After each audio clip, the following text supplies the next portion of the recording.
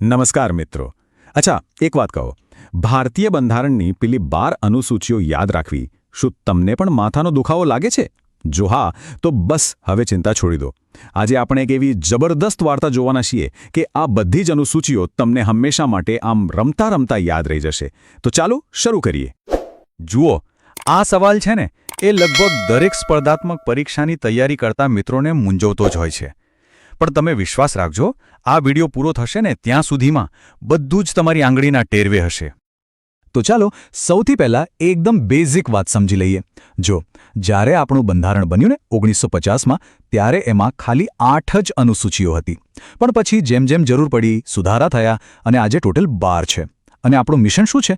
બસ આ 12 અનુસૂચિઓને એકદમ મજેદાર વાર્તાથી મગજમાં ફિટ કરી દેવાની. તો ચાલો હવે એ જ જાદુઈ વાર્તા શરૂ કરીએ જે આપણને બધું જ યાદ કરાવશે. રેડી? તો આપણી વાર્તાના હીરો કોણ છે? આપણા સૌના ફેવરેટ જેઠાલાલ. અને એમની સાથે છે બબીતાજી, દયાબેન, ચંપક ચાચા અને આપણો તોફાની ટપ્પુ. હવે જુઓ, જેઠાલાલને એક નવી લાઈફ શરૂ કરવી છે અને બસ એમની આ જ સફર આપણને બધી અનુસૂચિઓ યાદ કરાવી દેશે. તો ચાલો વાર્તાને આગળ વધારીએ. હવે ધ્યાનથી જોજો કે કેવી રીતે વાર્તાનો દરેક ભાગ એક એક અનુસૂચિ સાથે કનેક્ટ થાય છે.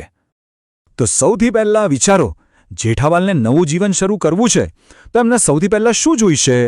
અરે રહેવા માટે એક જગ્યા, એક રાજ્ય તો જોઈએ ને.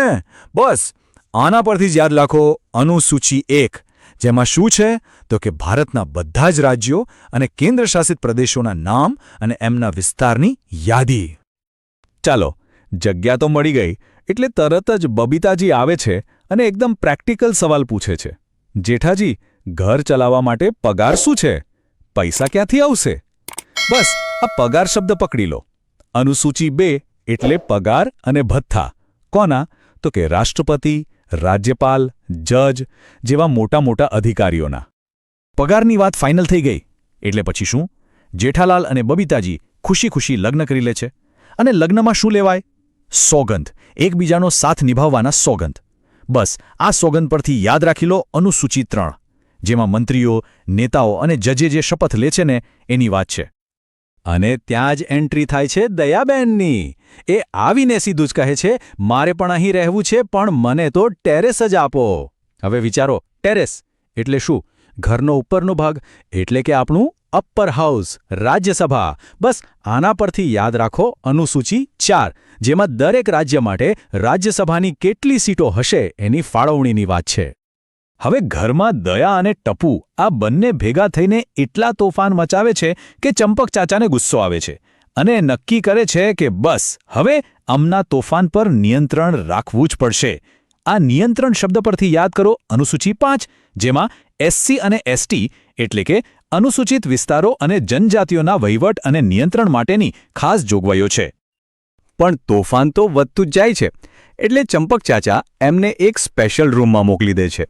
હવે આ સ્પેશિયલ રૂમ એટલે આપણા 4 ખાસ રાજ્યો. કયા કયા?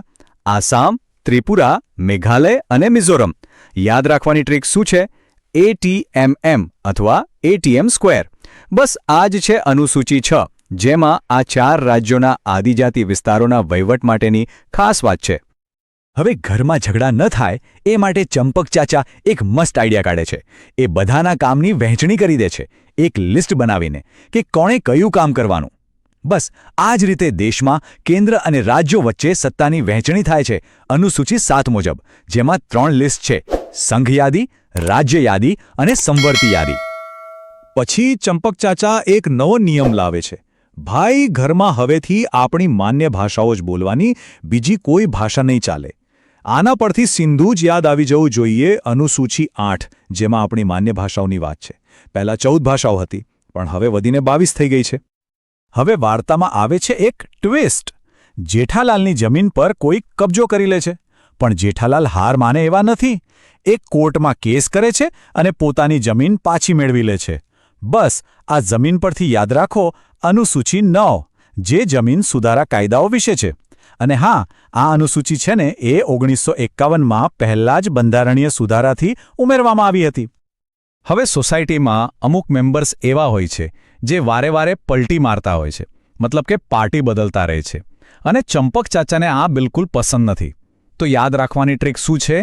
10 એટલે 10 અને 10 પરથી દલ બદલ. તો અનુસૂચિ 10 એટલે પક્ષ પલટા વિરોધી કાયદો જે 52માં સુધારાથી ઉમેરાયો હતો.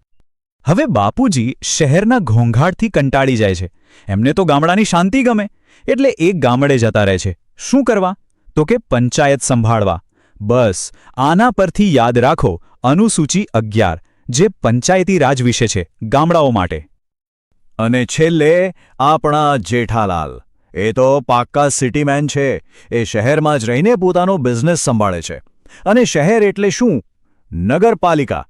તો આ છે આપણી છેલ્લી એટલે કે 12મી અનુસૂચિ. અનુસૂચિ 12 જે નગરપાલિકાઓ એટલે કે શહેરી વિસ્તારો માટે છે. તો મિત્રો, આ હતી આપણી મજેદાર વાર્તા. ચાલો હવે એકદમ ફટાફટ એક ક્વિક રિવિઝન કરી લઈએ જેથી બધું મગજમાં પાક્કું થઈ જાય. ચાલો મારી સાથે એક શ્વાસમાં યાદ કરો. પહેલું, જેઠાલાલને શું જોઈએ? રાજ્ય. બીજું, બબીતાજીએ શું પૂછ્યું? પગાર. ત્રીજું, લગ્નમાં શું લીધું? શપથ. ચોથું, દયાબેનને શું જોઈએ? ટેરેસ એટલે રાજ્યસભા. પાંચમું, તોફાનીઓ પર નિયંત્રણ. છઠ્ઠું, સ્પેશિયલ રૂમ એટલે એટીએમ સ્ક્વેરવાળા રાજ્યો. સાતમું, ઝઘડા રોકવા કામનું લિસ્ટ. આઠમું, ઘરમાં બોલવાની ભાષા. નવમું, જેઠાલાલની જમીન. 10મું, પલટી મારો એટલે દલબદલ. 11મું, બાપુજી ગયા પંચાયતમાં. અને 12મું, જેઠાલાલ રહ્યા નગરપાલિકામાં. બોલો, છે ને એકદમ સેન્યુ? તો મિત્રો, મને ખાતરી છે કે આ વાર્તા પછી આ 12 અનુસૂચિઓ યાદ રાખવી તમારા માટે રમત વાત બની ગઈ હશે. ખરું ને? જો તમને આ ટ્રીક ખરેખર ગમી હોય તો વિડીયોને એક લાઇક ચોક્કસ કરજો અને તમારા મિત્રો સાથે શેર કરવાનું ભૂલતા નહીં. આની પીડીએફ માટે અમારી ટેલિગ્રામ ચેનલ જોઈન કરી લો અને આવી જ બીજી મજેદાર ટ્રિક્સ માટે અમારી ચેનલને સબસ્ક્રાઇબ કરી લેજો. ફરી મળીશું. આભાર.